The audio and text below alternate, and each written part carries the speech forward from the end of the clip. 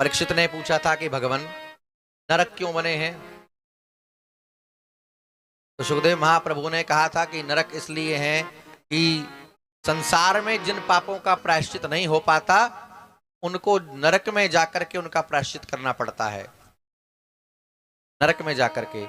भाई आप घर में कपड़े धोते हैं? कौन कौन धोता है घर में कपड़े? माता जी लोग सभी धोती होंगी। धोते हो नहीं धोते?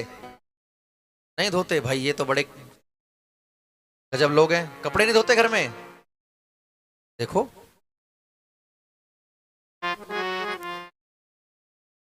अरे तो मशीन से धोते होगे, धोते तो घर में ही हो।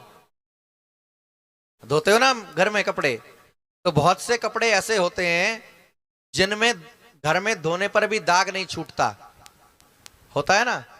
तो जिनका घर में 2 बार 4 बार धोने पर भी दाग नहीं छूटता उनको कहां भेजा जाता है? कहां भेजते हो? ड्राई क्लीन, लॉन्ड्री में, है ना। तो ऐसे ही हमसे जो पाप हो जाते हैं, पापों के लिए प्रायश्चित है, अनेक व्रत हैं, जप हैं, तो जिनका प्रायश्चित यहां नहीं हो पाता उनका प्रायश्चित नरक में जाकर के करना पड़ता है। जैसे कपड़े को जिसका दाग नहीं छूटता लॉन्ड्री में भेजते हैं, ऐसे ही इस चोले को जो रह गया है साफ करने के लिए वहां भेजा जाता है। दूसरी बात, नरक का ज्ञान इसलिए भी जरूरी है, दोनों चीजों का ज्ञान होना चाहिए। जिस वस्तु का जीवन में प्रयोग करना है, जिस वस्तु का संग्रह करना है, उसका तो ज्ञान होना ही चाहिए, लेकिन जिसका त्याग करना है उसका भी ज्ञान होना चाहिए।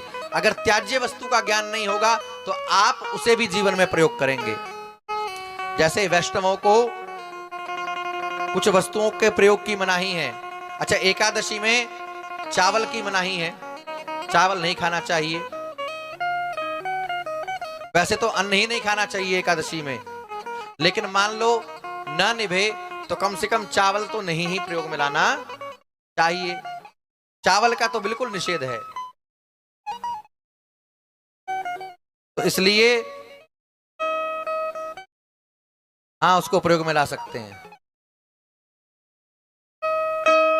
इसलिए क्या प्रयोग में लाना है उसका तो ज्ञान जरूरी है, लेकिन क्या प्रयोग में नहीं लेना है उसका भी ज्ञान होना जरूरी है। इसीलिए नरकों का वर्णन है कि हम क्या वस्तु प्रयोग में लाएं और किससे हम बचें। परीक्षित ने कहा कि भगवान तब तो बड़ी मुसीबत है।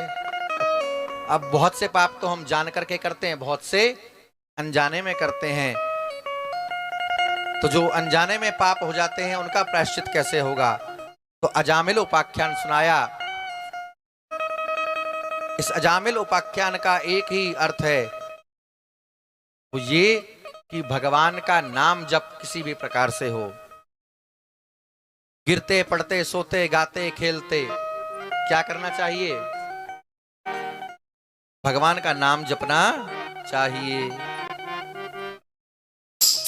नाम जप ले हरि का नाम जप ले, नाम जप ले हरि का नाम जप ले, हरि ही तेरे काम आएंगे, हरि ही तेरे काम आएंगे। नाम जप ले, नाम जप ले हरि का नाम जप ले।